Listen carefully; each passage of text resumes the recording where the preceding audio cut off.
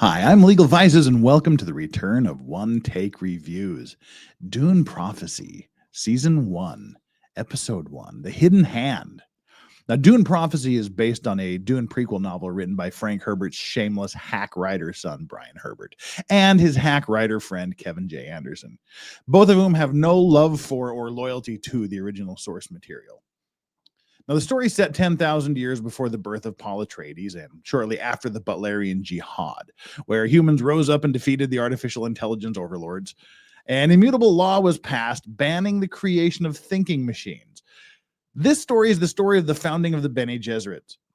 I so desperately want this to be a good series, but I'm deeply afraid because of what it's based on.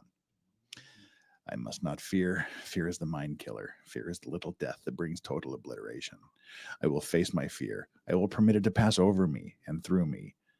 And when it has gone past, I will turn the inner eye to see its path. Where the fear has gone, there will be nothing.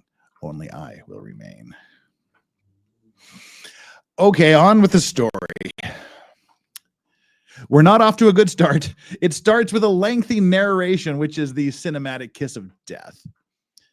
It gives a big, long history of the Butlerian Jihad and the legal banning of thinking machines.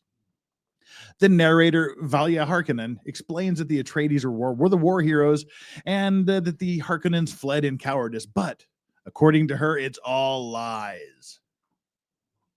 As a young girl, she joined the Bene Gesserit, who were at that time a loose group of sorceresses.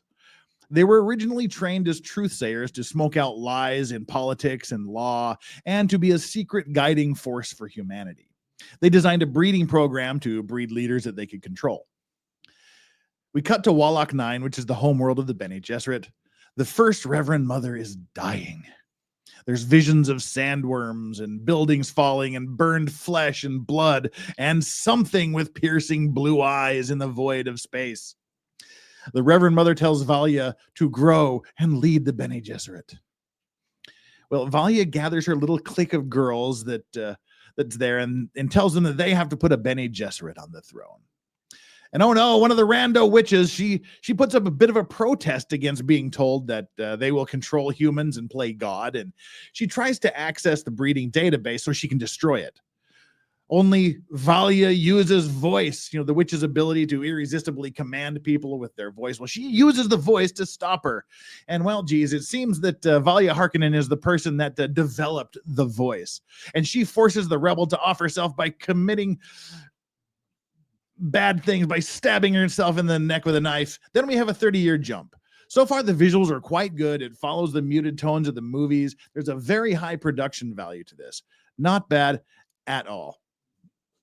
We get clarification. It's 114 years after the Butlerian Jihad and 10,148 years before the birth of Paul Atreides.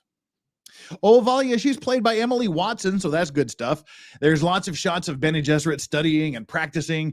The Imperial Prince is there to arrange to drop off the Imperial Crown Princess to train as a Bene Gesserit before she ascends to the throne. There's more shots of Bene Gesserit training, lots of talk about the power of lies, signs of lying, and hey, they're training to recognize lies. Oh, and Valia's younger sister, another Harkonnen, is still there. She's a witch too. Then we cut to Seleucus Secundus, the homeworld of the Imperial House, run by Carino, the Emperor Carino. And oh no, one of the things that the shows rarely get right, there's a poorly choreographed fight practice. It looks stupid, unconvincing, and fake. But hey, there's the princess, and there's sexual tension with the trainer, Kiernan, the swordmaster. Lots of touching the top of the upper boob area. And then there's more cringy fighting. But Emperor Carino's arranging his daughter's wedding to another great house, Duke Richise's son. The Duke secretly wants to control Arrakis and use that power to control others. And the respective Bene Gesserit use witchy finger signals to say, get through the marriage, and then we'll deal with the Duke later. Then there's some more witchy truthsayer practice. There's holding poses in the rain practice, bad form martial arts practice. And one of the girls, she's a good liar and a good lie detector. It cuts back to the princess. She's betrothed to, it turns out, a 9-year-old. Then we meet Desmond Hart. He's a soldier from Arrakis who survived some sort of attack and arrives. And it turns out it's Travis Fimmel, the guy that played Ragnar Lothbrok in Vikings. And he's acting and talking like Ragnar. He's going to tell us the truth about what happened in the attack on Arrakis. The truth. It's a good thing we spent so much time showing and talking about how the Bene Gesserit are truth-sayers, isn't it? Well, okay, then now we got to stop the presses a bit. A close-up of the Emperor's truth-sayer, Kasha Jinjo, shows her to be none other than one of my most favorite people on the planet. A Korean-born actress, so awesome she only needs one name, Ji-hae. She's a wonderful actress and an absolutely amazing, bluesy, jazzy vocalist. If she dies in this series, I riot. Now, the attack on Arrakis was insurgents from the Emperor's allies, not Fremen, as they were led to believe. An entire shipment of spice was stolen. And Kasha, she starts having visions of rotting fruit and sand and separating worlds and worm teeth and more of that monstery blue-eyed thing in the void. And she hears voices. She tells the princess, hey, I got to go take care of something. And she gets off the planet. The Empress is feeling left out and unloved because her husband, the Emperor, doesn't listen to her. And back on Wallach 9, the Harkonnen witches are trying to decide who to pair the princess with when she arrives.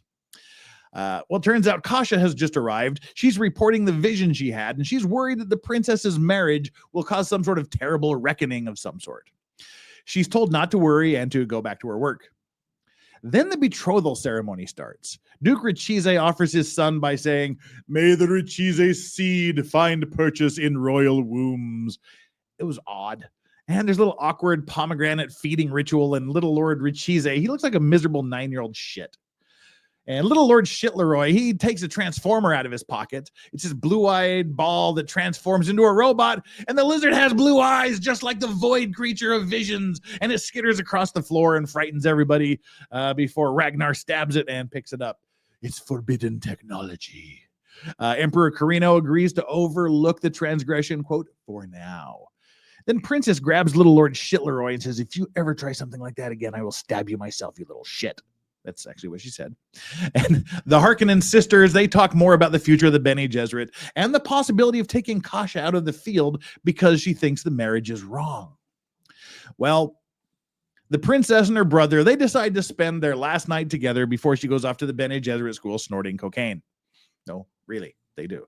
Desmond Ragnar Hart, he says that there's a lot of spice theft going on, and that's a symptom of bigger things. And the emperor confides with him that he thinks this marriage isn't going to work out. It's wrong. Then it cuts back to the kids. After snorting some space coke, the prince and the princess go to a space nightclub. Good to know that tens of thousands of years in the future, techno music is still alive and well. Kiernan, the sexy swordmaster, he's there in the club, and he and the princess go off to vape some more space drugs. Then they make sweet space love. The Emperor has a bad dream, and he goes to watch a video of the attack on Arrakis. Desmond Ragnar, he calls a worm, and the worm eats him. But Ragnar is talking to the little Lord Shitleroy secretly in the hall, and he says he's been gifted great powers, and to win a war requires sacrifice, and that little Lord Shitleroy's sacrifice won't be in vain. Then he starts to cook the kid with eerie mind powers. And they're screaming in the Bene Gesserit school. And oh no, Kasha, she's screaming and smoking and burning just like little Lord Shitleroy. And my most favorite person in the entire series has died in the first episode. This show sucks. The episode ends. I hate this show. Why? Kasha needed to live. Anyway, that's the end of episode 1. There's not a lot about the Bene Gesserit in the original Dune 6 books. Everything other than that doesn't really matter to me. But in the original Dune canon, there's not a lot about their history. So they can take some liberties and use some imagination in creating the Bene Gesserit background. I don't have a problem with much of it other than the Harkonnens inventing everything. I don't know if I like this mind power stuff that some random dude has that can burn up a little prince, and also a one of the Bene Gesserit on another planet somewhere else in the universe at the same time. I don't know how I feel about that, but I want to give this a fair shake. It feels mostly good. I will give it about a 7.5 out of 10 for episode 1. Let's see how the series goes. We'll be back for episode 2.